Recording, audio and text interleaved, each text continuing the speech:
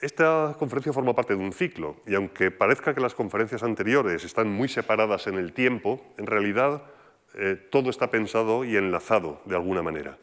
La primera de las conferencias que dio el profesor Domínguez Monedero sobre la batalla de Yarmuk, en el siglo VII después de Cristo, es de alguna manera el origen y la causa de la que estudiamos hoy, porque la salida desde la península arábiga de una nueva fe guerrera y militante, que se extendió como una ola incontenible por el Imperio Romano de Oriente y le arrebató Egipto, Palestina, Anatolia, derrotando a Heraclio, y también acabó con el Imperio Sasánida, es el origen del intento de recuperación de esas tierras por parte de los reinos cristianos de Europa Occidental.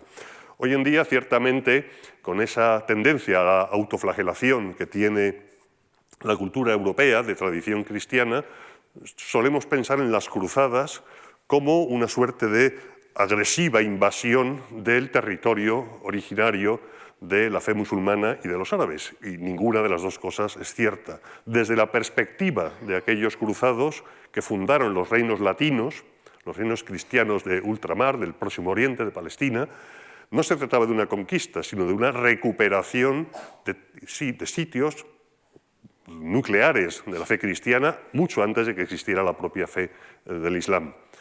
Cierto que esta región es una región rica, cabecera y término de rutas comerciales que se extienden hasta Asia, que despertaron, por tanto, la codicia de reyes y nobles europeos. Cierto que las cruzadas tienen una razón económica, cierto que tienen una justificación de tipo social, en tanto en cuanto muchos nobles de segundo orden o segundones de Europa Central veían en la aventura en Tierra Santa la posibilidad de hacer fortuna, pero la base religiosa, la base ideológica está ahí y no debe ser ocultada. Y es una visión agresiva de la ideología cristiana, pero también de la religión cristiana, pero como respuesta a lo percibido como una previa agresión, que es lo que vimos en Yarmuk. Y en cuanto a la conferencia de profesor Alvira sobre Hastings en el año 1066, las tácticas, el surgimiento de una caballería pesada en un entorno ideológico muy determinado y en una institucionalización de tipo feudal están en la base de lo que va a ocurrir en los reinos de Palestina o de Tierra Santa. Los normandos que conquistan Inglaterra son los ancestros directos de esos normandos y francos que ocupan Sicilia y que son parte de los núcleos de los ejércitos de los reinos latinos de Oriente. Por tanto, esta conferencia enlaza de una manera muy directa con lo que hemos visto hasta ahora. Muchos de ustedes, seguro que casi todos, conocen una película que tuvo bastante éxito hace ya algunos años, El Reino de los Cielos, dirigida por Ridley Scott, que al hilo del éxito de Gladiador y otras películas de tipo histórico revitalizó estos grandes frescos del mundo antiguo y medieval, en este caso ambientada en las cruzadas. Bien, pues el núcleo de esta película, aunque aparece tratada de manera muy elíptica en unos momentos centrales, cuando el ejército de los reinos cristianos, agotado por la sed, es aplastado por las tropas de Saladino, el núcleo de esta película, que es larga, es precisamente la batalla de Jatín, que tiene un alcance enorme dentro de la historia del siglo XII, incluso posterior en el Mediterráneo oriental. Por cierto, les aconsejo, si deciden ver la película, el montaje del director no fue solamente una maniobra comercial ulterior, sino que es bastante mejor película que la que se exhibió en los cines. Es mucho más larga, pero explica mejor muchas cosas que en la película original presentada en los cines no quedaban en absoluto claras. Tiene luces y sombras, como todo este tipo de películas, claro es. Bien. Comencemos por los antecedentes. El esquema de la clase de hoy, de la conferencia de hoy, son los antecedentes inmediatos de la batalla, las fuerzas contendientes, la campaña y la batalla y sus consecuencias. Ya lo hemos dicho, estamos en el periodo de las cruzadas, estamos en la segunda mitad del siglo XII, pero aquí sí que debo decir algo importante, creo, y es que tenemos una tendencia cristianocéntrica o europocéntrica a estudiar todos estos siglos en función de las distintas cruzadas. Primera cruzada, segunda, tercera, así hasta la novena, a lo largo de todo este tiempo que va del 1095 al 1270. Pero los acontecimientos que llevan a la batalla de Jatín, que es una batalla decisiva en todo este periodo, no encajan bien ni en la segunda cruzada, que había terminado hacia 1149, ni en la tercera, que se produciría como consecuencia de la batalla de Jatín y de la campaña de Saladino, que acabó con la conquista de Jerusalén. Es decir, no podemos entender lo que ocurrió en este periodo desde una perspectiva de las expediciones cruzadas cristianas hacia Oriente, sino de dos factores: el desarrollo de los reinos cruzados latinos en Oriente y, sobre todo, desde la perspectiva islámica, desde la perspectiva musulmana, la reconstrucción de la unidad musulmana entre 1127, las primeras décadas del siglo XII, y la época de Salah ad-Din, de Saladino, el vencedor de Jatín. Es decir, es la perspectiva musulmana la que explica lo que ocurrió en este periodo, hacia 1187-88, entre la Segunda Cruzada y la tercera. La perspectiva local es importante. En todo caso, es bien sabido, la primera cruzada pilla por sorpresa a un mundo musulmán unido.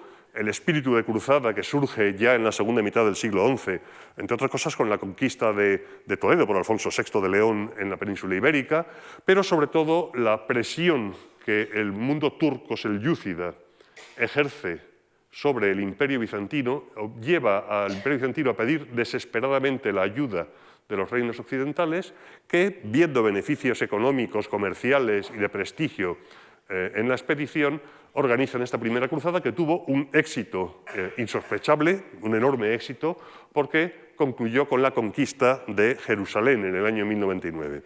Eso sí, los nobles, los príncipes que habían participado en la cruzada, en lugar de entregar, como en principio estaba pensado o acordado, en la zona conquistada al Imperio Romano de Oriente, al Imperio Bizantino, que era quien realmente había poseído estas tierras hasta la batalla de Yarmuk que vimos en la primera conferencia, pues crearon y se entregaron a sí mismos toda una serie de estados de norte a sur: el condado de Edesa, el Principado de Antioquía, el condado de Trípoli y un reino, el reino de Jerusalén, formando un conjunto de estados de tipo feudal occidental enquistados en un territorio que hacía siglos ya que formaba parte del universo islámico, entre el sultanato selyúcida de Rum al norte, el imperio selyúcida, el califato abasí, una serie de emiratos en la costa de Siria, en el interior de Siria, perdón, y por supuesto el califato fatimí en Egipto.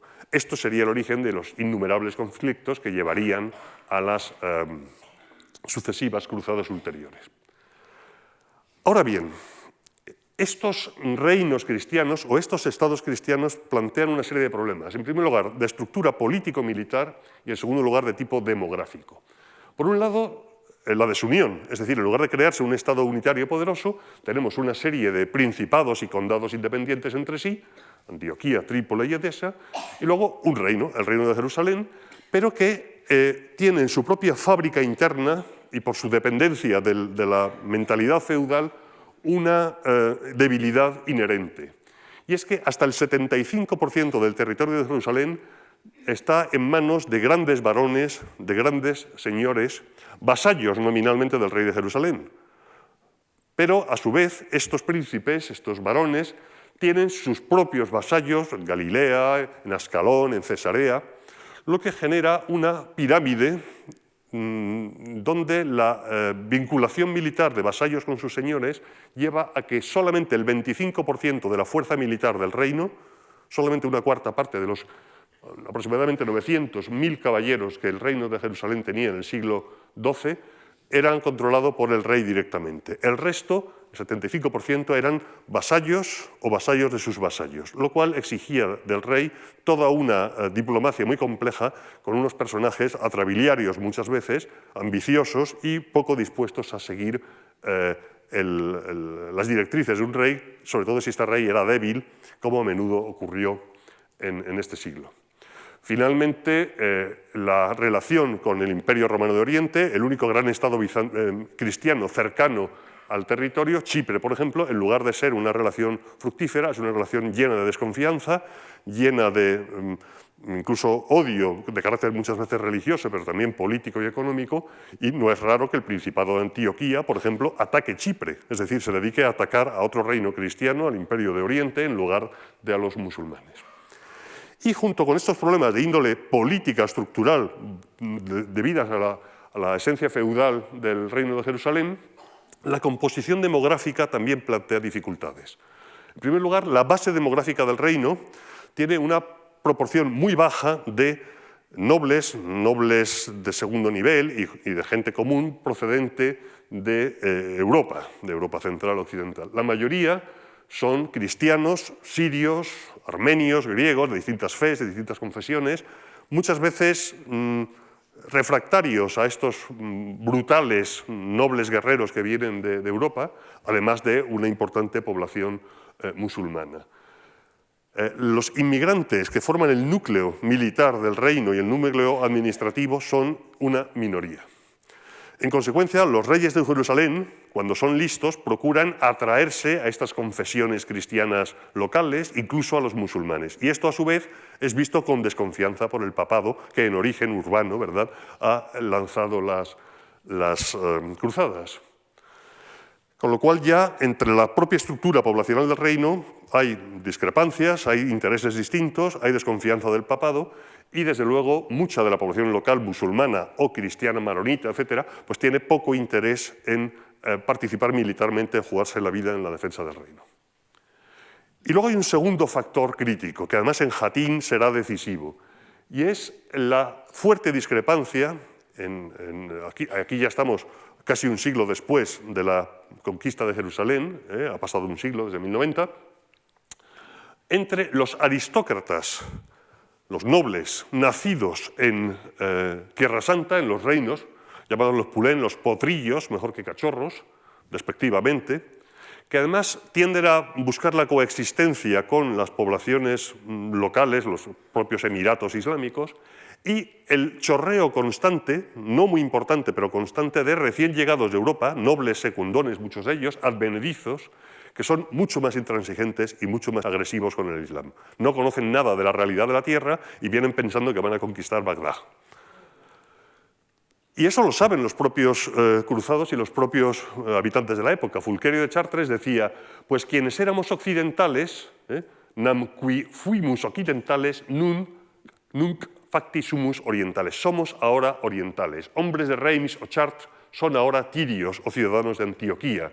Hemos olvidado nuestra tierra de origen. ¿Quién la recuerda ya? Los hombres ya no hablan de ello. Y esta doble situación de nobles y combatientes de, digamos, sangre recién llegada o locales va a causar graves problemas en lo que llevó a Hatín.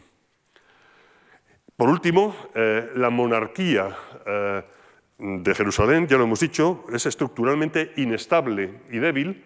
De entrada, el papado nunca quiso crear un reino de Jerusalén. El primero, Godofredo de Bouillon, fue defensor del Santo Sepulcro, pero al final surge una dinastía que nunca es estable desde el punto de vista hereditario y que plantea siempre cuestiones sucesorias que a veces se resuelven en guerras civiles, como por ejemplo lo que ocurrió en 1185-1187 y que contribuyó al desastre de Hatín. Con todo, y con todas las dificultades y problemas que tienen estos reinos de ultramar, entre 1100, la conquista de Jerusalén, y 1144, hay una ventaja temporal de los reinos cristianos, y es que el mundo musulmán está igualmente dividido, igualmente desunido, entre turcos selyúcidas en Anatolia al norte, que están en conflicto constante con el Imperio de Oriente, con Bizancio, los emiratos de Siria, en Homs, en Damasco, en Alepo, y el decadente califato fatimí en Egipto. Y esta debilidad del mundo musulmán, esta desunión temporal, permite que los reinos cristianos se expandan hacia el sur, conquistando Ascalón y llegando a amenazar por la franja de Gaza el propio Egipto. Conquistar Alejandría y conquistar Egipto hubiera sido el premio gordo para los estados cruzados. Lo que ocurre es que el mundo musulmán, a lo largo del siglo XII, va reconstruyéndose moralmente con la idea de yihad, de guerra santa. Yihad tiene muchos significados, este es uno de ellos, y en conjunto la reorganización tras esta fase de desconcierto inicial a la llegada de los cristianos de esa Antioquía, Trípode y Jerusalén. Esta reorganización no la desarrolla el califato de Bagdad, el califato abasí, que no tiene fuerza militar real, que tiene un prestigio básicamente religioso. Los califas están sometidos a la presión turca selyúcida, que está tan interesada en expandirse hacia Mesopotamia como hacia el mar Egeo. Y frente a los estados cristianos, de sur a norte, pues hay una serie de emiratos. Igual tenemos condado de Edesa, Antioquía, Trípoli, pues tenemos Alepo, que está aquí, Hama, Homs, Damasco y finalmente el califato egipcio. Pero poco a poco los turcos selyúcidas, el gran sultanato selyúcida, va perdiendo el control de estos emiratos que van cayendo bajo el poder de señores de la guerra, de caudillos militares que van progresando a lo largo del siglo XII hacia un Estado unificado fuerte. Estos señores de la guerra comienzan con probablemente el Atabeg Zengi, un turco, que funda la Casa de los Zengíes, y este Atabeg de Mosul conquista el condado de Edesa, que es el primer reino cristiano que cae en 1144, proclamando una yihad, con un fuerte componente religioso y no tanto simplemente de conquista territorial, comercial y de prestigio militar. La caída del condado de Edesa, el primero y más aislado de los estados cristianos, hace aparecer en el horizonte la posibilidad de la recuperación de Jerusalén, también importante, por supuesto, para los musulmanes.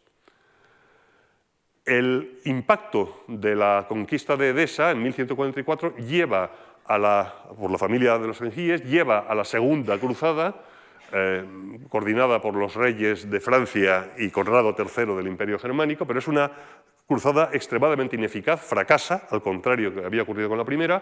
Al llegar por mar y tierra a Tierra Santa y al llegar a Acre, en lugar de, como querían los reinos locales, el rey de Jerusalén, atacar Alepo, o atacar Homs, atacar los emiratos zengíes más agresivos, la cruzada decide ir a por un emirato, el emirato de Damasco, de mayor prestigio. Damasco tenía un nombre que no tenía Alepo en Occidente. Pero la pega es que Damasco había sido un estado, digamos, amistoso con los reinos cristianos, con Jerusalén y con los estados cristianos, con Antioquía. No había dado mucha guerra a los cristianos. Los locales, es decir, los potrillos, los pulén, estaban horrorizados ante lo que ellos consideraban que era un error, que era el ataque a Damasco. Para colmo, el ataque a Damasco fracasó, el asedio fracasó, la cruzada se disolvió y el resultado neto fue que también Damasco se echó en manos de los zengíes, en manos del hijo que es Nur al-Din, uno de los grandes héroes de la tradición militar musulmana. Damasco se echó en manos de los zengíes. Y así llegamos ya al contexto próximo, cercano, de la batalla que nos interesa. El creciente poder musulmán, le hemos hablado de él, primero Zengi Imad al-Din, que conquista Edesa, luego su hijo Nur al-Din hace fracasar la Segunda Cruzada, lo hemos visto, esto es una imagen del aspecto que podría tener uno de estos atabegs, gobernadores zengíes. Aprovecha además las disensiones entre los propios cristianos cruzados recién llegados y los locales, aprovecha por tanto para hacerse con el control de Damasco, protege al Egipto fatimí del avance cristiano hacia el sur, y este proceso que se inicia hacia 1140 con Zengi, que continúa con Nur al-Din, llega a su apogeo con este personaje que todos ustedes conocen, Yusuf ibn Ayub, hijo de Ayub, Ben Ayub, Salah al-Din, el saladino de las fuentes cristianas y la dinastía ayubí. En efecto, Saladino va a concluir exitosamente este proceso de unificación de poder. Salah ad-Din, al principio, es un subordinado de Nur al-Din que le manda a Egipto para controlar Egipto e impedir que los cruzados lo tomen, Misr. Lo hace con éxito, pero no solamente eso, sino que consigue hacerse con el poder. Prácticamente acaba con el califato fatimí y cuando muere Nur al-Din en 1174 se casa con su viuda y prácticamente hereda no solamente su control sobre Egipto, sino todos los dominios de los antiguos emiratos de Alepo, Hama, Homs, Damasco, que había llegado a dominar Nur al-Din. Y, por tanto, a partir de este momento, crea un imperio, con sus debilidades también, por supuesto, pero va controlando Yemen, por tanto, la riqueza de la zona de Yemen, Damasco, Alepo y, finalmente, en 1185, Siria Oriental. Claro, durante este periodo en el que se está consolidando su poder, Saladino lo que hace es llevarse bien con los cristianos, es decir, hay alianzas ocasionales, sufre alguna derrota en Monguizar, por ejemplo, en 1177, obtiene alguna victoria en el vado de Jacob, pero en general contemporiza, porque hasta 1185, lo veíamos ahora, no ha terminado de hacerse con el control de toda la Siria, el norte de Arabia, Yemen y Egipto, y es entonces cuando domina todo el territorio entre el Nilo y el Éufrates. Con este poder consolidado, ahora sí, Salah ad-Din retoma la idea de yihad de los zengíes, de Nur al-Din y de Zengi, y convierte el reino de Jerusalén en su objetivo principal. Y para ello Saladino no tiene ningún inconveniente en llegar a un tratado, a un pacto de paz con los bizantinos del norte para asegurar su flanco en Anatolia. Es decir, llega a una alianza con un imperio cristiano, el Imperio Romano de Oriente, para poder concentrar sus esfuerzos en Jerusalén. Esto no es ninguna rareza. El caso del Cid como mercenario en Castilla y al servicio del rey de Zaragoza, cobrando parias para uno, etcétera, en Valencia, no es raro. Es decir, las alianzas que hoy en día pueden parecer contra natura no son más que muestras de política real, de realpolitik. En 1145 el gobernador de Damasco se alía con el rey de Jerusalén contra el gobernador de Alepo, aunque al final no le vale de nada. Unos años después, Nur al-Din se alía con el emperador bizantino contra los selyúcidas, que amenazan su poder. Unos años más tarde, el gobernante de Egipto, el califa, se alía con el rey de Jerusalén para enfrentarse con Nur al-Din, que va creciendo su poder. De manera que cuando Saladino pacta con Andrónico Comneno para tener las manos libres en Jerusalén, no está haciendo nada que no sea política o diplomacia estándar en Tierra Santa en las últimas décadas. Y así, en 1185, lo dice Guillermo de Tiro en su historia, en otros tiempos cada ciudad tenía su gobernante, pero ahora todos los reinos adyacentes al nuestro, al reino de Jerusalén, esta manchita blanca de aquí, está rodeado por el poder de un solo hombre. Este Salah ad-Din, un hombre de humildes comienzos, de origen kurdo, familiar, mantiene ahora bajo control todos estos reinos. Y obtiene de Egipto, además, como en la época faraónica, el oro del Sudán, el aprovisionamiento del oro más puro que le permite crear un ejército muy poderoso. Bueno, pues justo ahora, en este momento en que en estas dos últimas décadas, y al llegar 1185, Saladino ha consolidado su poder, y por primera vez en décadas, desde la conquista de la Jerusalén en la Primera Cruzada, ahora que por primera vez el mundo musulmán se ha unido y es una amenaza muy peligrosa, surge una de tantas crisis dinásticas que llega incluso a un conato de guerra civil en el reino de Jerusalén. El rey leproso, Balduino IV, que no había sido mal rey, pero estaba debilitado por su enfermedad, fallece y, en principio, su sucesor va a ser su sobrino, un niño, Balduino V, que muere al cabo de unos meses, en el año siguiente, pero cuyo regente era el poderoso Raimundo III de Trípoli, uno de estos señores, en este caso el conde de Trípoli, uno de los estados más poderosos, que además, al tener salida al mar, también tenía un control comercial importante entre Siria y Chipre. Además, Raimundo se llevaba bien con Saladino, hasta cierto punto confiaban el uno y el otro. Bien, pues contra la voluntad de Raimundo III, la hermana de Balduino, la reina Sibila, todo eso sale en la famosa película que comentábamos antes, se casa con un recién llegado, Guido de Lusignan, que no conoce bien la situación de los territorios, pero que es ambicioso, y se crean así dos partidos, el partido de la corte, el de Sibila y Guido, y otro grupo de nobles que tienen una visión radicalmente distinta. Simplificando, entre los Pulán, entre los potrillos, está el conde Raimundo, que acabamos de hablar de él, Balián de Ibelín, que es otro de los protagonistas de la película de Ridley Scott, incluso la Orden de los Hospitalarios y muchos nobles menores. Y en el lado más intransigente, más belicoso, están muchos de los recién llegados, encabezados por el Guido de Lusignan, recién llegado de Poitou, Reinaldo de Chatillon, de quien hablaremos ahora y que es el malo de la película, aunque era un hombre de un encanto personal y de una arrogancia y de una valentía extraordinarias y de una habilidad. Los templarios, de los que vamos a hablar enseguida, sobre todo de su bastante inepto, a mi juicio, maestre Gerardo Ritford, y el patriarca de Jerusalén, que son partidarios, sin darse cuenta de lo que está pasando en el bando musulmán, de la confrontación con los islámicos, con los musulmanes, sin darse cuenta de que ya no están lidiando con el Emirato de Damasco o con el de Homs, sino contra un Estado imperial unido, mucho más grande y mucho más poderoso que Jerusalén. En este entramado político no hay que olvidarse, aunque no vamos a entretenernos en absoluto en ello, en la existencia de dos órdenes militares, el Orden del Temple, fundada hacia 1118, con la función de proteger a los peregrinos, pero creando una mezcla de monjes soldados y una temprana vocación militar, con unas reglas muy estrictas, que llegan a tener 600 artículos, que convierten a la Orden del Temple en la mejor y más importante herramienta militar en colaboración con el Reino de Jerusalén. No tanto subordinado, porque el Temple no reconoce la autoridad real, más allá de nominal, del rey de Jerusalén. De hecho, hay a veces relaciones difíciles. Amalarico I ejecutó a caballeros templarios.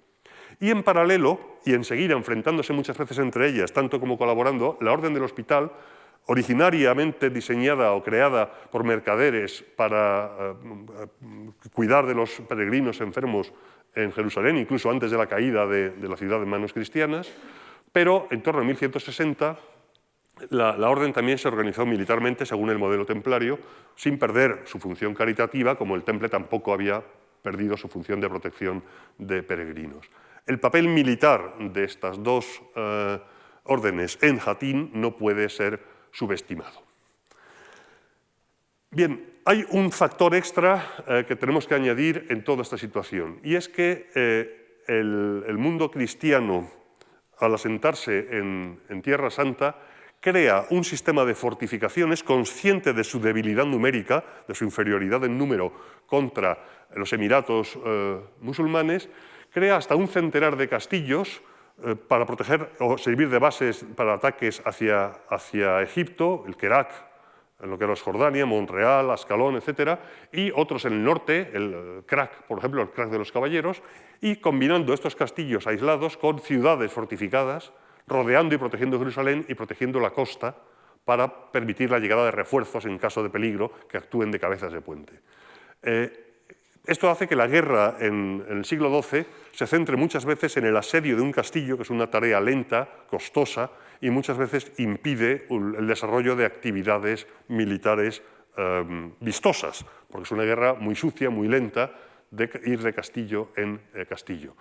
Pero sí se crea una arquitectura de fortificaciones espléndida, con muchas relaciones entre el mundo bizantino, el mundo islámico, la tradición romana y sasánida, que también tendrá interinfluencias con la naciente arquitectura defensiva en Europa occidental.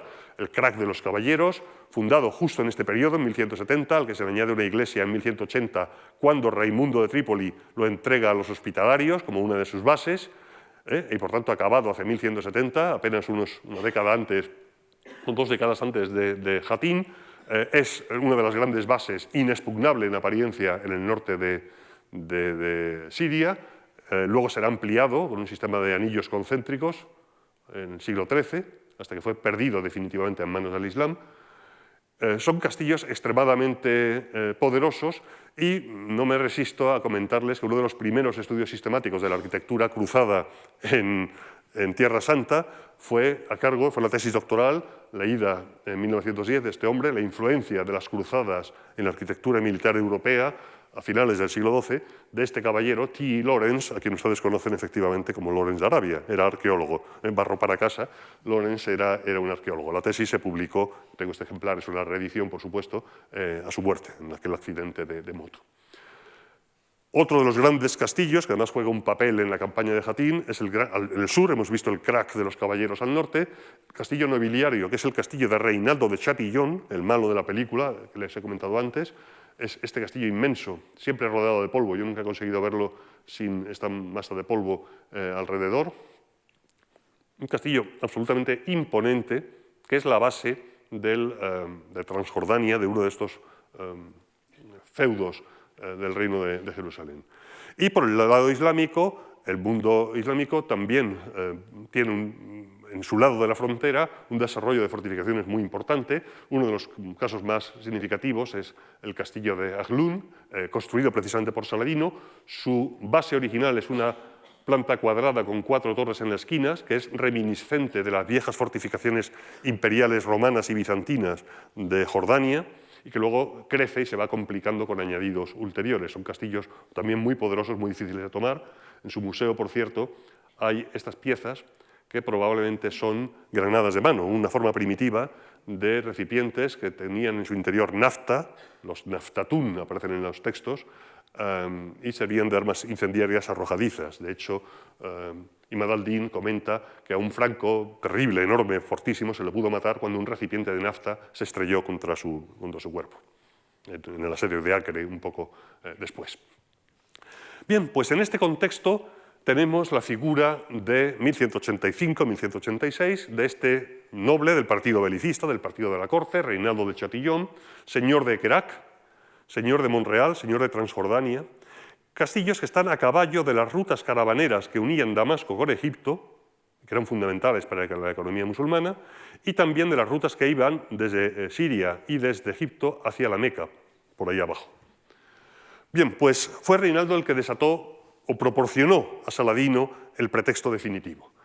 Reinaldo había estado preso, había sido antes príncipe de Antioquía, aquí arriba, había estado 15 años preso en Alepo, casi 16 años, había sido rescatado por una suma exorbitante, pero odió desde entonces al mundo islámico. Al salir de la prisión o de su cautiverio, se convirtió en señor de Transjordania por boda, debía ser un hombre muy atractivo. Quizá este larguísimo cautiverio explique la enorme agresividad que demostró desde entonces.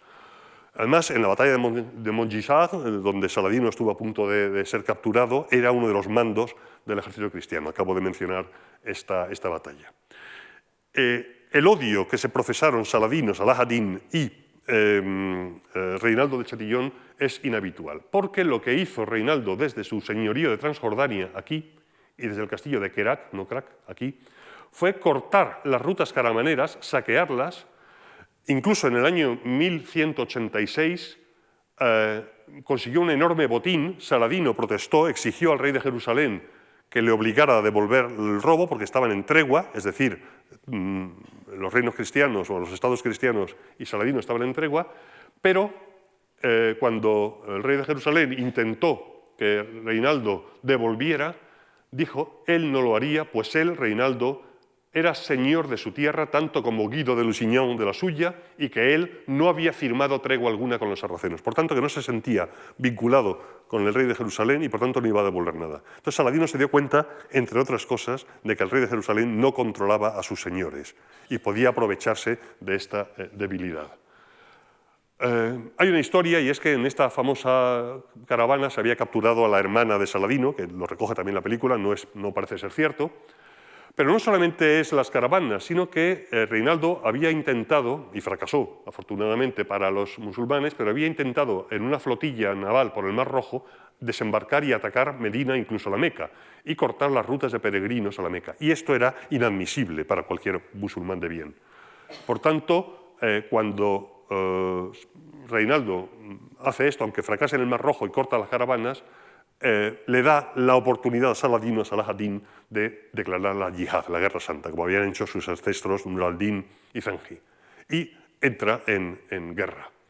¿Cuál es la estrategia de Saladino? Pues basarse en su gran superioridad numérica, lógicamente, la superioridad estratégica que le da el rodear a los estados cristianos, la revitalización del concepto de yihad, que hace que haya muchos voluntarios fanáticos al servicio del sultán, y desde el punto de vista táctico decide no enredarse en asedios. Es decir, todas estas fortalezas que han marcado la evolución de la guerra en las décadas anteriores, este casi centenar de fortalezas cristianas, no enredarse en ellas, sino buscar una batalla campal, que es una verdadera rareza en el mundo medieval, buscar una batalla campal decisiva, destruir al ejército franco de los Frani y luego conseguir que las fortalezas carentes de guarnición o de esperanza de rescate caigan como fruta madura una detrás de otra. Y eso le salió bien, porque eso es exactamente lo que consiguió en Hattin. En este contexto, conviene, antes de hablar de la campaña y de la batalla, hablar un poco de los contendientes, de los dos bandos, de los dos ejércitos. Hemos hablado hasta ahora de cuestiones sociales, institucionales, el entorno político, estratégico, pero ¿quiénes combatieron? Por un lado, las fuerzas cristianas. El mundo cristiano se basaba, ante todo, igual que los normandos en Hastings, un siglo antes, en una caballería noble pesada, muy agresiva, extraordinariamente bien armada, bien entrenada y muy indisciplinada por su propia naturaleza aristocrática. Claro, la pega es que la cantidad de población europea, y en particular de nobles militares, es muy pequeña. Entonces, la fuerza sumada de caballeros, milites o chevaliers profesionales, de origen normando, franco o algún peregrino noble llegado de Alemania, donde sea, es un número escaso. El rey de Jerusalén nunca va a tener más de 1000 caballeros. Las órdenes militares, otros 600, 700, quizá 900 entre las dos. Y contando el condado de Trípoli y Antioquía, pues los reinos cristianos apenas van a sumar más allá de 2000 caballeros como fuerza máxima, como núcleo de élite del ejército. Por tanto, el ejército está acompañado de una segunda clase, un segundo grupo, de otra caballería, los escuyers, los armigueries, los sergents, que son caballería también pesada, pero no de nobles, sino de gente de rango social inferior, peor armados y peor motivados y menos entrenados que sus señores, pero que tienen una importancia militar decisiva, dado el escaso número de caballeros.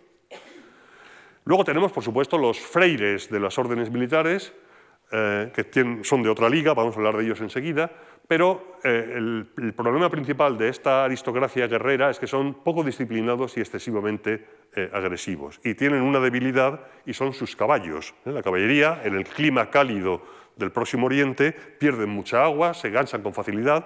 De hecho, cada noble debe llevar a campaña varios caballos, entre ellos el caballo de guerra que se monta solo en batalla, y luego otros caballos de menos calidad y de menos peso que sirven para el transporte.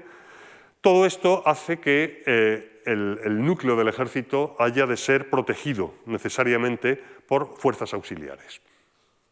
Estos jinetes pesados, representados en esta pintura en Cressac, en la Charente, en Francia, que es una encomienda templaria, se caracterizan por estar bien protegidos, con un casco metálico, con una sal, un almófar, una capucha de cota de malla, una cota de malla que cubre todo el cuerpo, incluso buena parte de las piernas, todo ello tapado con una sobreveste, una especie de túnica que quita parte del calor sobre el metal puro, un escudo en forma de cometa, una silla arzonada que sujeta muy bien el cuerpo y unos estribos grandes que permiten que el jinete vaya prácticamente de pie sobre el caballo.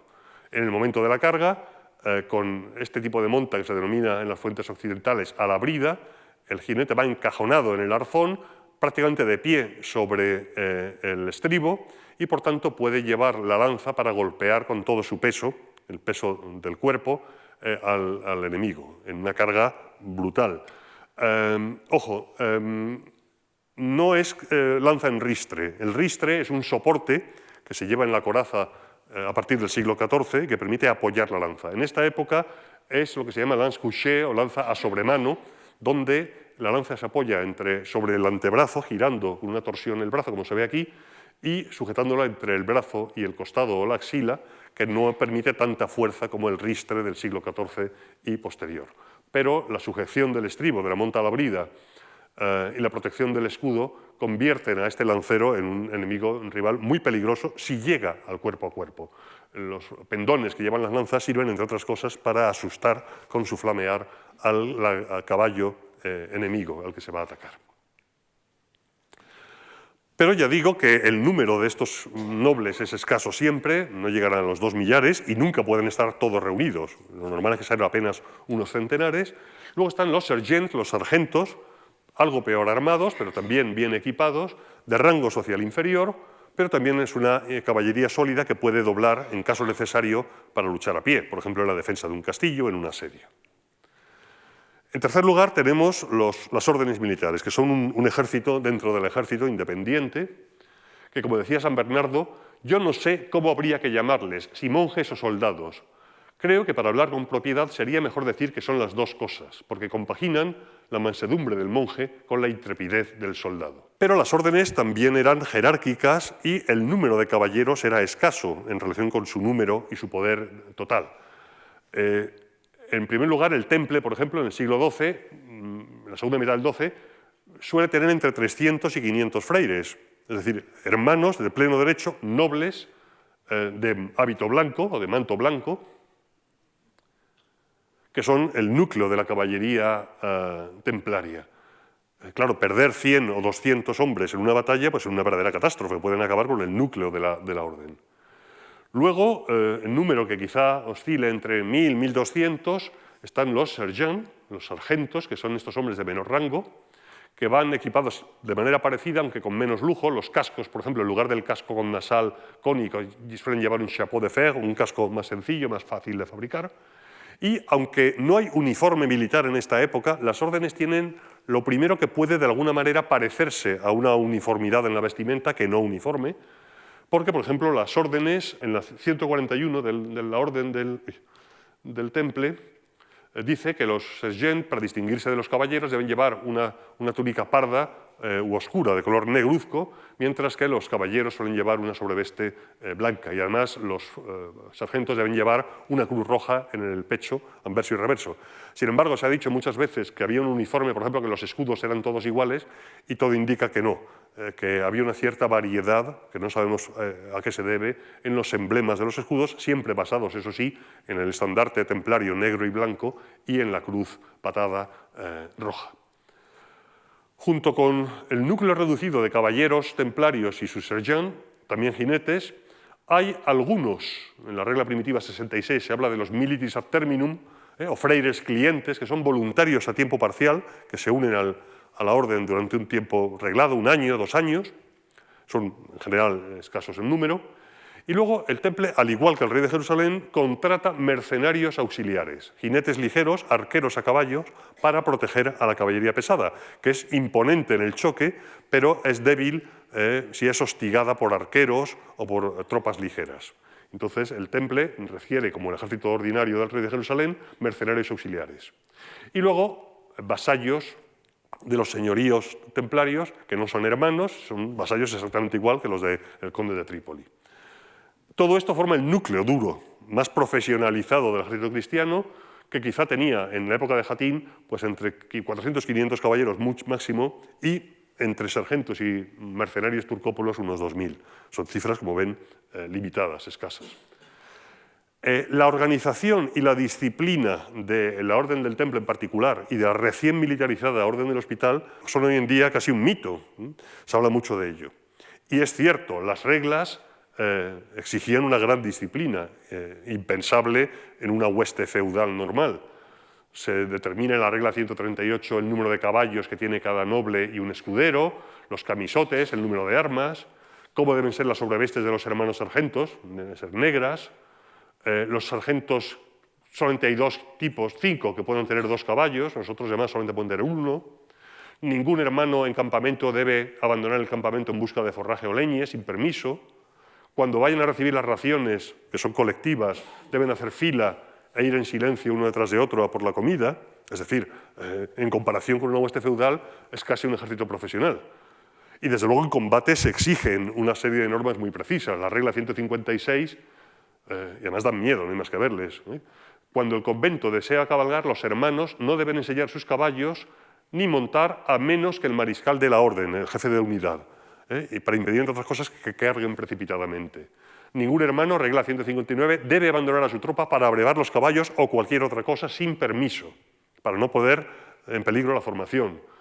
Ningún hermano puede cargar o abandonar las filas sin permiso, y si lo hace y deja su escuadrón, espiège, es el término arcaico francés para escuadrón, se hará justicia hasta el extremo de que tenga que ir a pie hasta el campamento, es decir, que se le niegue el derecho a ir a caballo y pueda sufrir incluso la expulsión si rompe las filas de la unidad. Los que mandan un escuadrón no deben cargar a menos que lo hagan con permiso del maestre. Y si en la fragor de la batalla ocurre que un hermano se despista y no puede ir hacia su unidad, hacia su estandarte, debe ir al primer estandarte cristiano que encuentre. Y si el que encuentra es el del hospital, la orden hermana y rival, deberá permanecer junto a ese estandarte e informar a quien lidere y en cuanto pueda reincorporarse a su propia unidad. Es decir, todo esto indica una capacidad táctica muy superior a lo habitual en este momento. Pero, en el fondo, los freires son nobles, se han formado en la misma idea aristocrática, agresiva, violenta de sus hermanos que no son freires de una orden. Y, por tanto, tienen la sangre caliente y en muchas ocasiones, como en Cresson, por ejemplo, o en la propia batalla de Arsuf, tiempo después, son ellos los que rompen las filas y cargan indisciplinadamente. Es decir, tampoco hay que considerar que estos freires son máquinas de una disciplina férrea porque no pueden ocultar que en el fondo siguen siendo guerreros nobles medievales del siglo XII. Junto con la caballería pesada normal, digamos, y la caballería de las órdenes, del temple sobre todo, están los turcópolos, jinetes mercenarios, antiguos prisioneros musulmanes convertidos. En los ejércitos no hay musulmanes, en el ejército de Jerusalén y, por supuesto, de las órdenes. Son muchos de ellos antiguos prisioneros convertidos, que son caballería ligera, que también pueden combatir a pie, con el arco compuesto típico selyúcida. Esto no es una ballesta, aunque lo parezca, es un artefacto que se coloca en el arco para dirigir mejor la flecha en circunstancias de combate a pie, pero son ante todo caballería ligera que sirve de cortina o de protección a la caballería pesada. Y luego toda una serie de tropa heterogénea a pie, ballesteros, arqueros contratados y luego tropas regulares, maronitas, del Líbano, algunos kurdos, cristianos, sirios, etcétera, pagados por las ciudades o por las comunidades eclesiásticas que ayudan y sirven de complemento al núcleo eficaz del ejército, que es la caballería. Pero en las condiciones de Tierra Santa la infantería es fundamental, como veremos enseguida. Pero no hay que engañarse. La carga de una unidad de 200, 500, 1000 jinetes pesados occidentales, en este caso de la Orden del Temple, es imponente y es mucho más organizada de lo que parece. Por ejemplo, aquí tenemos al mariscal del Echiel, del escuadrón, con el estandarte del Temple, un maestre segundo que va con un estandarte enrollado para el caso de que el primero caiga o se pierda y poder reagrupar a la unidad, y luego esta subunidad lleva 10 jinetes que están destinados a mantenerse siempre en torno al estandarte. Es decir, que es mucho más estructurado de lo que parece. En todo caso, un biógrafo de Saladino, Baja al-Din, decía así, de un caballero latino: mientras su caballo estuviera en buen estado, no podrá ser derribado. Cubierto por su jaubec, su cota de malla de cabeza a pies, los golpes más violentos no causaban efecto sobre él. Pero si su montura perecía, el caballero caía y podría ser apresado. Es decir, el papel del caballo es fundamental. Por tanto, estos jinetes cristianos pesados tienen que adaptarse a la guerra en Oriente, al calor, a las distancias, y la combinación de caballería pesada, caballería ligera e infantes es fundamental. La caballería pesada franca, apoyada por peones e infantes, es casi irresistible, pero la infantería es necesaria en la guerra de asedio de estas fortalezas que hemos descrito, y en batalla auxiliar la caballería debe ser protegida por los infantes, que hacen aguadas, forman en vanguardia para proteger a los caballos de los jinetes. Hay que evitar las cargas irreflexivas y, en general, se desarrolla un sistema de columnas de marcha en el que, al contrario de lo que parece normal, la caballería va en el centro de la columna y la infantería va alrededor, protegiendo a los jinetes pesados, conservándoles descansados, frescos y con los caballos intactos hasta el momento de poder dar una carga decisiva. Un pequeño detalle también que conviene recordar: esta es una evolución. Se puede hoy en día estudiar las armaduras medievales de 10 en 10 años o de 15 en 15 años, toda la evolución. Aquí tienen la evolución del armamento defensivo medieval desde 1066, la batalla de Hastings del otro día, hasta ya el Renacimiento, hasta 1530. Como se ve, el armamento medieval varía muchísimo. El armamento del siglo XII, se parece sobre todo al armamento de los normandos de un siglo antes. El escudo en forma de cometa ha sido recortado por la parte de arriba para mejorar la visibilidad, pero se basa sobre todo en la cota de malla, en la lanza y en la espada recta. Fíjense la evolución tremenda que tiene el armamento medieval. Hoy en día, en muchos sitios, vemos mezclas de armas que están separadas por 50, 60, 70 años, y la evolución en la técnica de las armas tiene unas implicaciones muy significativas. Lo que estamos hablando es del comienzo de la Alta Edad Media y no del siglo XIII, del siglo XIV o del siglo XVI. Y una segunda advertencia: hay una imagen arquetípica de cómo es un guerrero musulmán y un guerrero cristiano. El del cristiano sería el de la derecha, el musulmán sería el de la izquierda, sin apenas armadura, con un turbante, de tipo beduino, con armas ligeras, nada más lejos de la realidad. En el Próximo Oriente, en Tierra Santa, las armas y las tácticas de Saladino y de los cristianos son mucho más parecidas de lo que suele creerse. Hay una enorme interinfluencia entre las panoplias y las tácticas musulmanas y cristianas y una enorme influencia de la tradición bizantina. Aquí tenemos un manuscrito fatimí de tropas de caballería pesada musulmana cargando también contra caballería cristiana saliendo de una ciudad posiblemente Ascalón. De hecho, el núcleo del ejército de Saladino, de Salah ad-Din, tiene una mezcla de elementos egipcios y turcos selyúcidas, pero la caballería pesada profesional, de origen sobre todo turco y kurdo, es el núcleo del ejército de Saladino. Y tiene dos elementos: caballería pesada armada con lanza, no tan bien armada y no tan bien protegida como la cristiana, pero similar en apariencia y en función táctica, pero sobre todo un número mucho mayor de arqueros a caballo, turcos.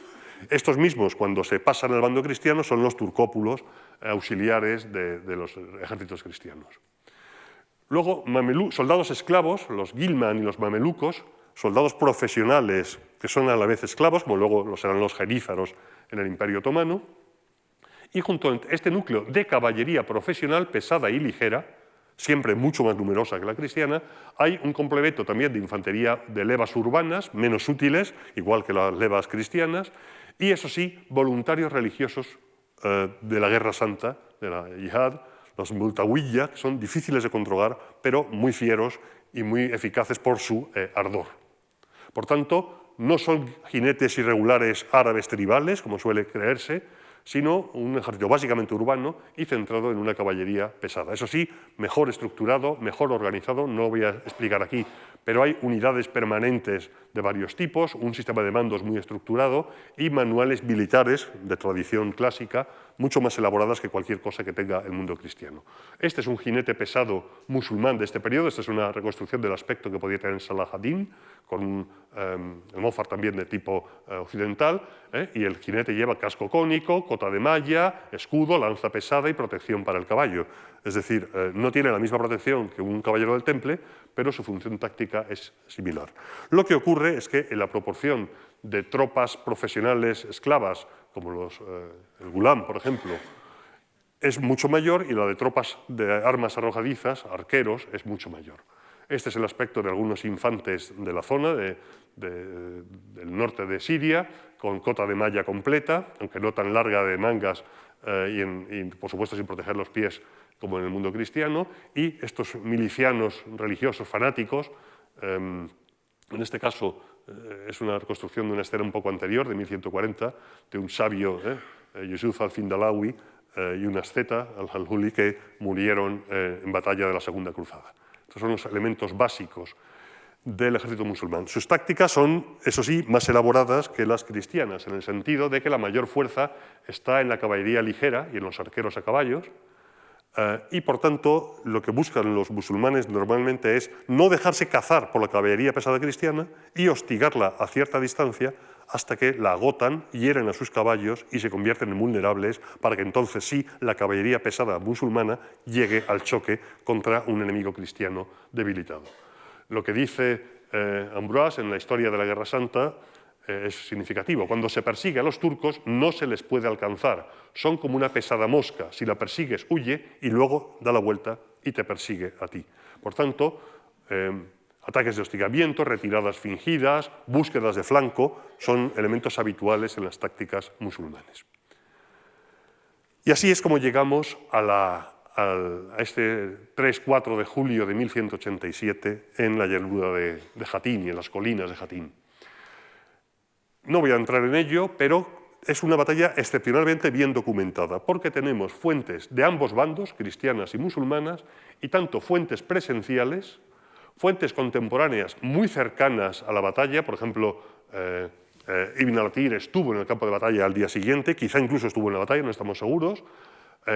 Tenemos Bahad-Din, es biógrafo de Saladino, y tenemos la crónica de Ermul, era escudero de Balien de Ibelín, es decir, que estuvo en la batalla. Por tanto, hay una buena cantidad de fuentes que nos permiten reconstruirla con bastante fidelidad, sobre todo porque estas fuentes, a pesar de ser de bandos distintos, coinciden en todo, en lo esencial, y eso sí, difieren en la interpretación de algunas acciones o en algunos detalles, pero en lo esencial coinciden y mucho.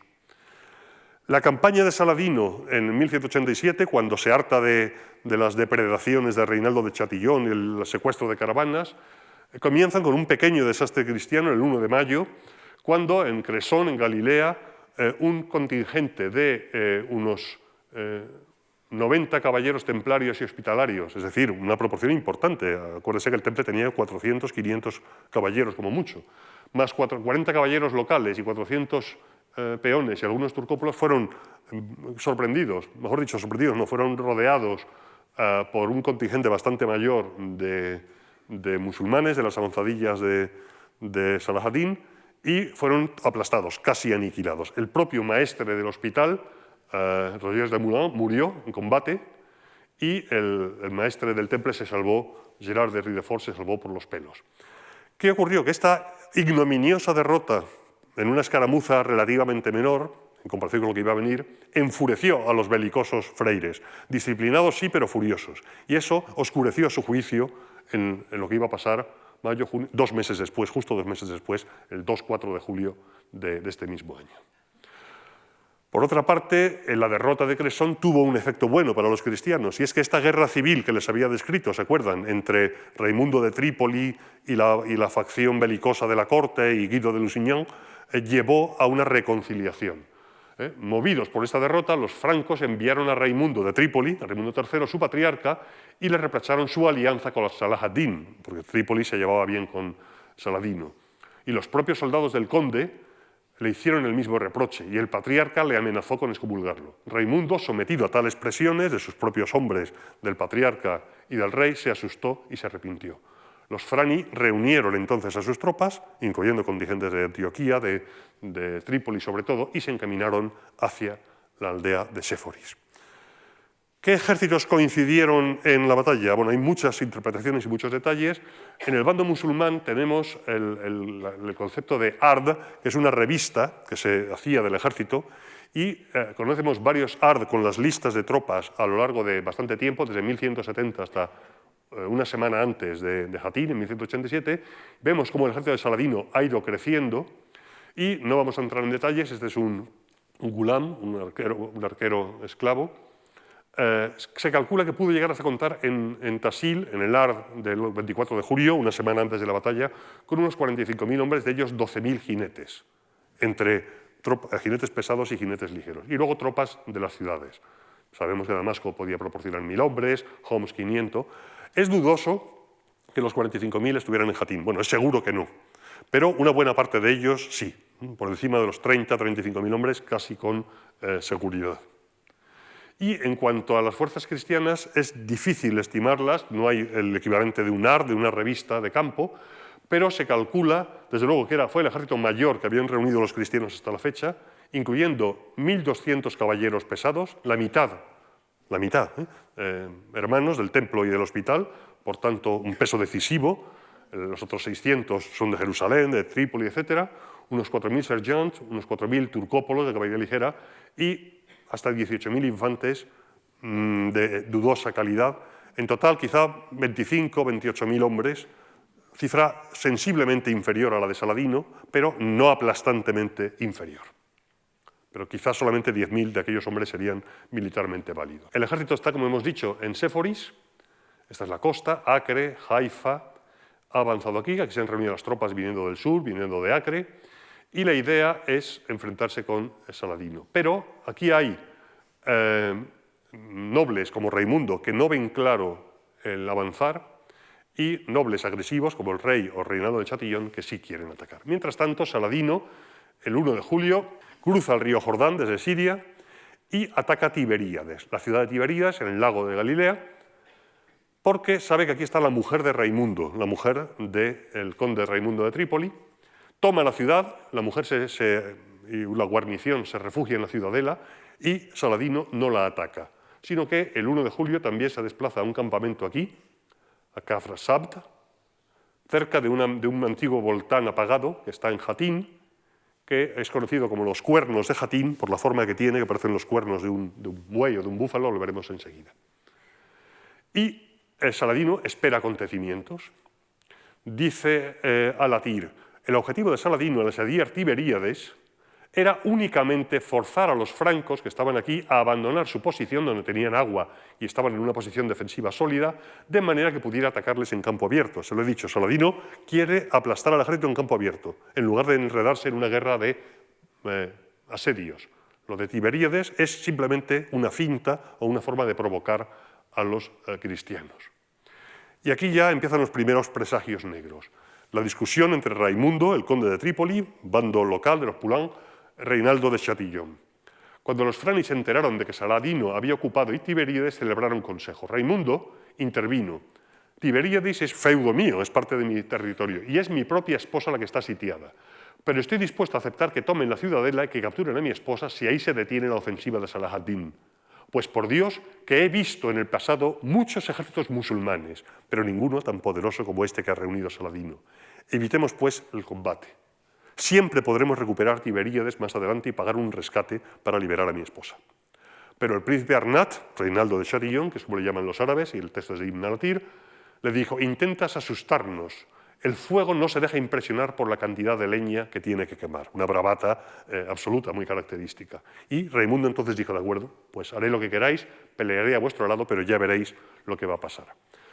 Una fuente cristiana simultánea, el Ernul, el escudero de Ibelín, dice lo mismo. Geraldo de Ridefort, el maestre del Temple, y Reinaldo de Chatillon le acusaron a Raimundo de mala fe. Su consejo no era bueno y estaba renegado con pelos de lobo. Y el ejército se puso en marcha contra la opinión del propio Raimundo. El Séforis está por aquí, el ejército vino en esta dirección. Estos son los cuernos de Jatín, el cráter del volcán apagado, hoy en día muy erosionado, que tiene dos zonas altas que parecen los cuernos de un bóvido. Y esta es la línea de marcha desde Séforis hasta aquí. A mi espalda está el lago de Tiberíades y el lugar donde querían llegar los cristianos. Y así, el ejército, el 2 de julio, se pone en marcha desde Séforis, que está aquí, donde está el primer campamento cristiano. Salah ad-Din está asediando Tiberíades, pero tiene su principal campamento en este monte, en Kafsaft.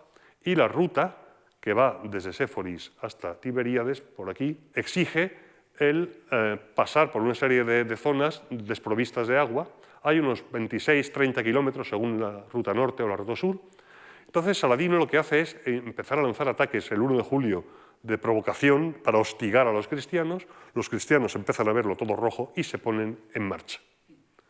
Y así comienza algo que parece, visto desde la distancia, parece que estaba predestinado. El día 3 el ejército se pone en marcha bajo un calor asfixiante de principios de julio, quizá 35 grados, cotas de malla, almófares, máscaras de metal, sobrevestes, escudos, caballos sudando, recorriendo un terreno árido, pelado, y al cabo de unos kilómetros pasa por Turán, que tiene una fuente bastante importante. Pero el ejército no se detiene. Guido de Lusignan da la orden de que el ejército continúe la marcha y sigue avanzando hasta una aldea que se llama Mascana. Y es ahora cuando Saladino lanza su trampa. En primer lugar, al lobo azul, a Gokori, uno de sus lugartenientes que manda el ala a la izquierda, le ordena atacar y rodear por la espalda a los cristianos y tomar la fuente de Turán. Con lo cual ya no hay aprovisionamiento de agua, pero es que además no hay fuente entre aquí y Tiberíades. Mientras tanto, él manda el centro y su sobrino se rodea para ir poco a poco cercando a la columna de marcha de los latinos. El ejército marcha en columna, como les he explicado antes, manda en 3 batallas, en 3 grandes cuadrados, con la caballería en el centro. Delante, en vanguardia, Raimundo, el conde, porque es su derecho, está en su feudo, en el feudo de Tiberíades. Luego, Guido de Lusignan con la Vera Cruz, con la insignia que lleva el obispo de Agre de la verdadera cruz, aquella que había excavado Santa Elena, la patrona de mi gremio, de los arqueólogos, la llevan en un relicario. Guido de Lusignan, y en retaguardia las órdenes militares, Reinaldo de Chatillon y Balian de Ibelín. y el hostigamiento a lo largo de toda esta marcha, que tampoco son muchos kilómetros, pero bajo el calor, el hostigamiento que obliga a frenar mucho la marcha para los heridos, para los caballos heridos, para el bagaje, etc., llega a que a media tarde el ejército solamente ha llegado hasta Mascana, donde no hay agua. Y Raimundo aconseja proseguir como sea para llegar a Tiberíades y captar agua, pero el rey Guido de Lusignan, mal aconsejado, dubitativo, ordena acampar. Y al hacerlo, con eso va a sellar el destino de los cristianos. Porque después de una marcha de un día entero con el calor, sin agua, va a acampar en un lugar sin pozo. Va a haber hombres que van a estar 24 horas sin beber. Dicen las fuentes, tanto latinas como cristianas, Satán incitó a Guido a actuar contra su propósito, contra lo que realmente le interesaba. Como castigo por su pecado, así fuimos llevados a la muerte, dice el Despugnatione, una de las fuentes. Mientras tanto, Saladino, a la vista de los cristianos, hace subir agua con camellos, pellejos de agua y tinajas de agua para aprovisionar a su ejército. Y el ejército árabe bebe, incluso se permite el lujo de derramar agua a la vista de los sedientos cristianos para atormentarles, la boca reseca después de un día entero de marcha.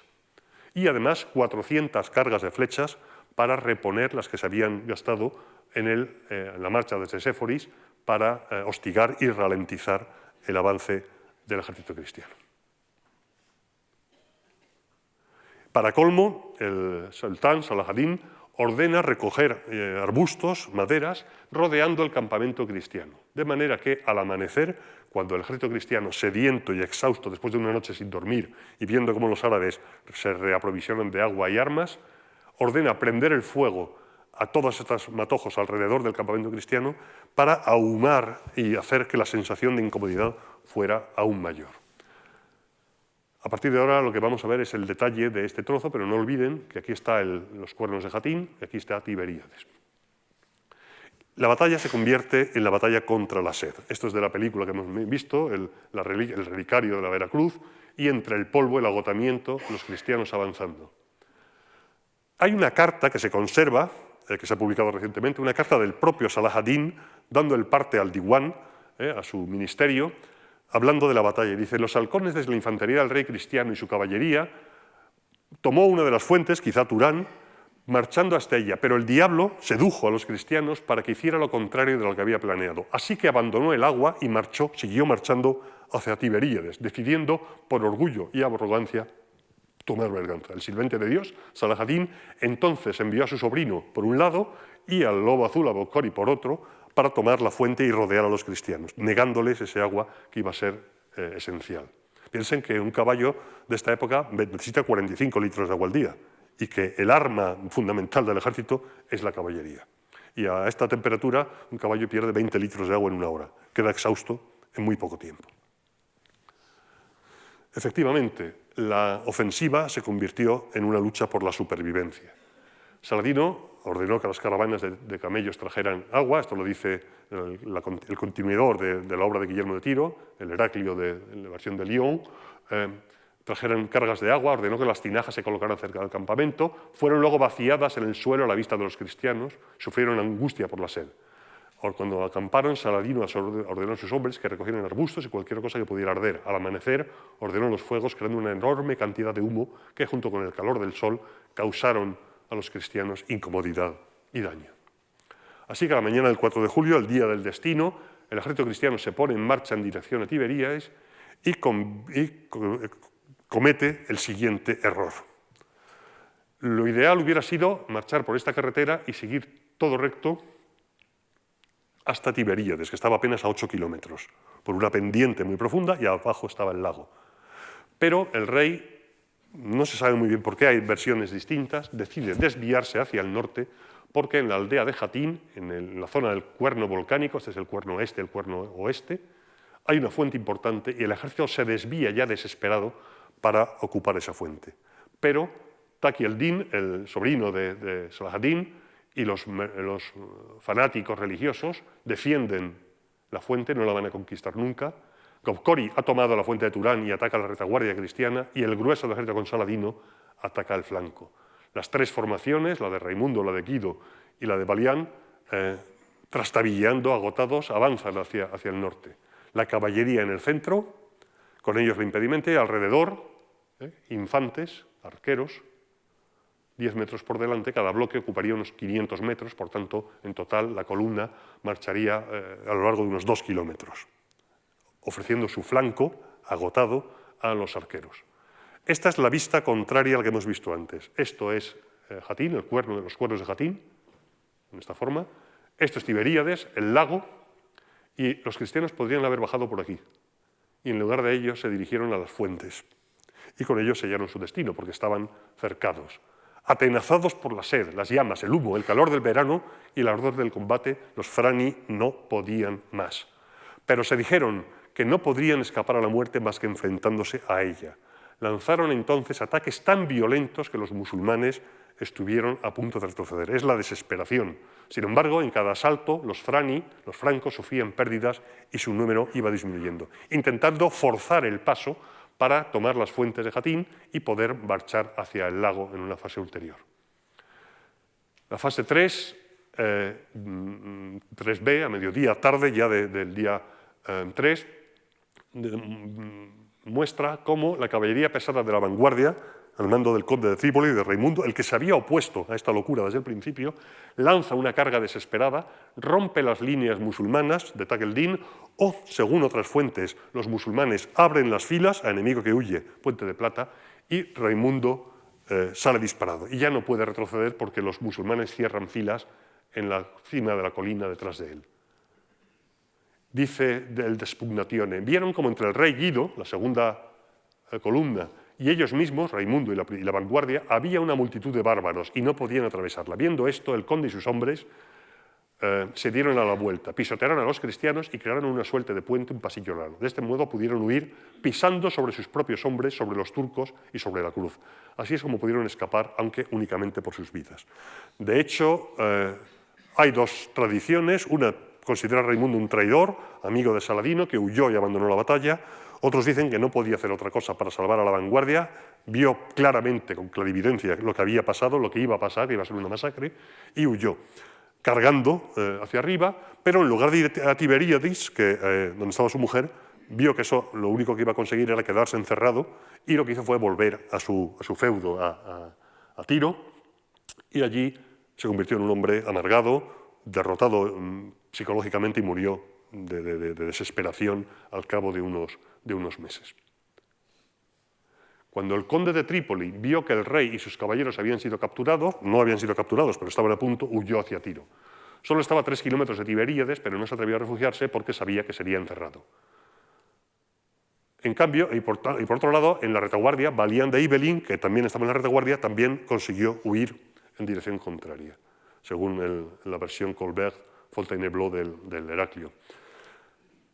Por tanto, el grueso del ejército cristiano, las órdenes del Temple y del Hospital, el rey Guido de Lusignan, Reinaldo Chatillon, se quedaron encerrados al lado de Jatín, pero sin poder llegar a las aguas. Una especie de séptimo de caballería aislado en una colina, con el estandarte del Temple resuelto a vender caras sus vidas.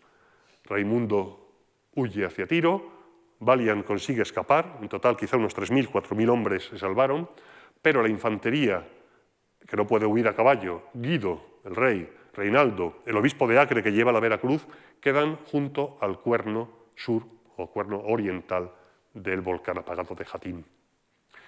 Es el final. En las colinas se refugian.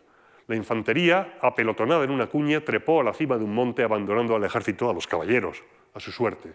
El rey, el obispo de Acre y otros les rogaron que regresaran al menos a defender a la Veracruz, la herencia del crucificado, al ejército del Señor y a ellos mismos.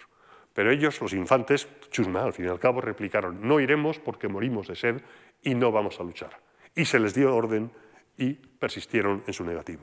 Es decir, la infantería se convirtió en una banda de borregos dispuestos a su destino, que era ser esclavizados. Mientras tanto, Guido y Reinaldo se establecieron en lo alto de la colina del cuerno de Jatín y dice Alatir: cuando el rey de los Frani estuvo en la colina, lanzó con sus gentes un feroz ataque que hizo retroceder nuestras tropas hasta el lugar donde se hallaba mi padre. Esto es un relato del hijo de Saladino, que estaba en su primera batalla. Estaba triste mi padre, crispado, y se tiraba de las barbas. Se adelantó gritando: mintió Saitán. Los musulmanes se lanzaron de nuevo al asalto de la colina, pero los Flani atacaron con redoblado ardor. Y una y otra vez la caballería cristiana, cada vez más agotada, cada vez con menos hombres, cada vez con menos caballos, intentaba romper este dogal de hierro que había tendido Saladino en torno a la colina. Esta es la última resistencia. El rey Guido ordenó establecer su tienda de campaña, que era de color rojo, y aquí se dispuso a una última resistencia. Aquí está Saladino, y este es el texto original de Ibn al-Athir, traducido por Alvira, que dio la conferencia el otro día. Yo he relatado que el hijo de Saladino dijo: estaba yo al lado de mi padre durante esta batalla, la primera que vi con mis propios ojos. El rey franco Guido se había retirado a una colina con sus gentes, aquí arriba, y desde allí dirigió una furiosa carga. Grité: les hemos vencido, pero mi padre se volvió hacia mí y dijo: estate tranquilo, no los habremos vencido hasta que esta tienda caiga. Recuerda lo que verán el próximo día con la tienda de Miramamolín en las Navas de Tolosa. Cuando estaba hablando, la tienda cayó y el sultán Salahadín desmontó y se postró dando gracias a Allah, llorando de alegría. Ese fue el verdadero final de la batalla. Por cierto, que la exclamación de mintió Satán ha sido objeto de un estudio muy detallado precisamente por Martín Alvira, porque es una expresión que usa también Miramamolín en las Navas de Tolosa, para que vean que hay estudios muy detallados sobre hasta las cosas que dice cada general, es muy significativo. Así llegamos al colapso. Raimundo camino de Tiro, Balián huyendo, la infantería aborregada, Guido y Reinaldo se rinden porque ya no pueden ni moverse ni levantar sus armas. Es en este momento cuando se perdió la Veracruz. El propio obispo de Acre murió defendiéndola. Este manuscrito, la Crónica Mayera de 1240, unas décadas después, muestra Saladino vestido con armas y con tipos de sillas y demás, monta la brida, muy similar a la de los cristianos. Lo de la monta a la jineta y monta a la brida, como supuestas montas características del mundo musulmán y del mundo cristiano, no es exactamente así. Son montas de caballería pesada y de caballería ligera. Y aquí ven la cruz, como los cristianos desesperadamente intentan defenderla, y Saladino la va a arrebatar. Los musulmanes se apoderaron de la que llaman, dice Ibn al-Athir, la verdadera cruz. Esa fue para los Frani la peor de las pérdidas, pues en ella, según dicen, crucificaron al Mesías, la paz sea con él. Y con esto acabó la batalla, que devino en masacre. Una de las cosas más características, lo dice Guillermo de Tiro, la guerra es menos violenta entre aquellos que comparten la misma ley y fe, lo cual no es verdad, la guerra civil son siempre peores, pero incluso cuando no hay razones para el odio, la mera diferencia de credo es razón suficiente para el odio y la guerra constante. Salah ad-Din hasta ahora se había mostrado bastante clemente con los enemigos que capturaba, entre otras cosas por la posibilidad de obtener rescate, pero en Jatín hizo una excepción. Lo primero lo hizo unos pocos después, encargar a fanáticos religiosos, a sus, digamos, más fanáticos seguidores religiosos, decapitar a todos los caballeros templarios y hospitalarios. ¿Por qué? Porque sabía que eran sus peores enemigos, sabía que eran guerreros de la fe y, por tanto, sus más peligrosos e irreductibles enemigos con los que no se podía negociar. Así que ordenó su decapitación. De hecho, sus cabezas fueron llevadas a Damasco y prácticamente 230 caballeros fueron decapitados, más los que habían muerto. Las órdenes perdieron la flor innata y la mayoría de sus caballeros. Los infantes y los sargentos fueron esclavizados y los que no pudieron ser rescatados pasaron su vida en cautividad. Y, como muestra este manuscrito francés, Saladino personalmente ejecutó, y lo refleja muy bien la película, a Reinaldo de Chatillon, su enemigo jurado, el que supuestamente había capturado a su hermana. No es verdad, pero sí había saqueado las caravanas, rompiendo la tregua de los peregrinos a la Meca. Y efectivamente, tanto Imad al-Din, el secretario de Saladino, como la versión cristiana, cuentan que después de ofrecer una copa de agua en señal de paz a Guido de Lusignan, cuando Lusignan se la pasó a Reinaldo y este bebió, Saladino dijo: yo no te he dado el agua, te la ha dado tu rey, pero yo no, y por tanto no te debo hospitalidad. Y le atravesó, y luego sus mamelucos le cortaron la cabeza y la llevaron a Damasco. Dice Guillermo de Tiro, Saladino tomó parte de su sangre y la salpicó sobre su propia cabeza como señal de que había tomado venganza. Luego ordenó que la cabeza de Reinaldo fuera llevada a Damasco y allí fue arrastrada por el suelo para mostrar a los sarracenos que se había cobrado venganza. Reinaldo era el arquetipo del enemigo sin redención o sin posibilidad de paz. Puede que de los 28.000 cristianos, quizá 25.000, unos 3.000, 4.000 escaparan, el resto o murieron o fueron esclavizados o parte de ellos luego fueron rescatados. El único templario que se salvó, Ritford, el maestre del templo, quizá porque Saladino sabía que era un pésimo táctico y le dejó libre más adelante, quizá pensando que con eso podría hacer más daño en el bando cristiano que muerto. Fíjense, los templarios habían perdido 130 frailes en Cresón y al menos 230 en Jatín, pues han perdido como lo menos la mitad de su núcleo. Solamente se salvó Gerard de Ritford.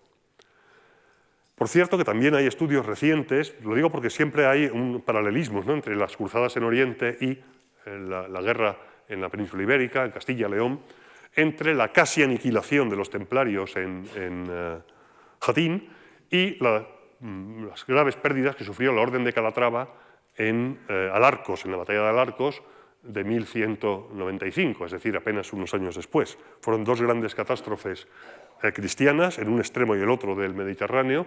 De hecho, un trovador, Folquet de Marsella, hizo una canción comparando ambas derrotas, la de Alarcos en la meseta sur, Ciudad Real, y Jatín en Galilea. Y hay un estudio muy interesante de Bronstein de hace pocos años que demuestra las distintas estrategias que el hospital, que es mucho más internacional, empleó para recuperarse, con una serie de responsiones, de impuestos específicos de las encomiendas de Europa para recomponer la economía y las filas del hospital, y en cambio como Calatrava tuvo que recurrir al apoyo de la Hermandad de Santiago y también al apoyo de la Corona. Pero en fin, esto es una especie de digresión que hago para que vean que hay relaciones y estudios muy interesantes. ¿Cuáles fueron, y ya sí que nos acercamos al final, las consecuencias de la batalla? Pues que Saladino aprovechó con enorme energía, yo creo que más energía de la que normalmente se le atribuye, su victoria táctica para estratégicamente tomar Ascalón, Jaffa, Nablus, Acre, Sidón, Beirut. Es decir, en lugar de atacar Jerusalén, tomó todas las ciudades de la costa que pudo, porque ciudades que en ocasiones normales habían resistido o habrían resistido semanas o meses un asedio, ahora sabían que no tenían posibilidad de rescate, porque no había un ejército de Jerusalén o del Temple que pudiera venir, había sido destruido. Por tanto, sabían que si resistían, la ley de la guerra hacía que al resistirse podrían ser pasados por el cuchillo, todos ellos, y las ciudades destruidas. Y por tanto se rindieron en días cuando podían haber resistido semanas. Solamente gracias a Reinaldo de Sidón y a Conrado de Monferrato, Tiro resistió en manos cristianas y más adelante sirvió como cabeza de puente para un intento de reconquista del reino de Jerusalén. Aislado del mar, porque todas las ciudades cayeron, sin ejército de campo, Jerusalén quedó aislado, fue sitiado por Salahadín y tras un reñido pero breve asedio fue tomado. La reina Sibila se rindió. Balián de Ibelín, que era amigo personal de Saladino y que había jurado a Saladino no volver a tomar las armas contra él, tomó el mando de la defensa de Jerusalén y a pesar de eso, cuando se rindió, Saladino entendió que el honor le había obligado a defender la ciudad y no le ejecutó y salvó la vida, pero lo cierto es que la toma de todas las ciudades costeras dejó a Jerusalén como una fruta madura para que cayera. Es decir, la estrategia de Saladino quedó reivindicada al derrotar al ejército de campaña y luego hacer que las fortalezas y castillos cayeron una detrás de otra. En resumen, Saladino luchó en Jatín cuando, dónde y cómo quiso. Su victoria fue completa, bastante decisiva. Hubo batallas no tan decisivas, no tan de aniquilación, pero él mismo en Montgisard había sufrido una derrota casi catastrófica. Pero la situación no era lo mismo, porque él tenía una profundidad estratégica, Saladino, para retirarse a Siria, y los cristianos ni tenían profundidad estratégica, le pasa como Israel moderno, que no, se caen al mar en cuanto sean barridos en la frontera de Cisjordania, y carecía el reino de reservas humanas. Su caballería, el núcleo La flora innata del ejército había sido prácticamente destruida o aniquilada. Por tanto, Hattin es una de esas batallas decisivas, marca un punto de inflexión. La prueba está que la consecuencia inmediata de julio a octubre fue la caída de Jerusalén, el final del reino de Jerusalén. De hecho, según Hermul, las noticias de la catástrofe causaron la muerte por un shock del mismo Papa. Saladín ya no solamente controlaba Egipto, Siria y Al-Yasira, la isla entre el Tigris y el Éufrates, sino que salvo estos pequeños puntos rojos, que son refugios cristianos, en Antioquía, en Trípoli y en Tiro, Acre que también cayó, todo el reino de Jerusalén y buena parte del condado de Trípoli y de Antioquía cayeron en sus manos. Era la victoria aparentemente definitiva. Y ahora sí, la Europa cristiana reaccionó 2 años después, mandando la tercera cruzada, la Cruzada de los Reyes, la famosa de Ricardo Corazón de León, de Inglaterra, Felipe Augusto de Francia y Federico Barbarroja del Imperio Romano Germánico, que murió en Anatolia nadando en un río, se ahogó y su ejército prácticamente se disgregó. Pese a ello, y sobre todo desde el mar, los cruzados franceses, ingleses de Ricardo, el propio Guido de Lusignan, liberado por Saladino, consiguieron no solamente mantener la ciudad de Tiro, que fue la cabeza de puente, sino que consiguieron tomar la ciudad de Acre, que fue el único gran éxito de esta tercera cruzada.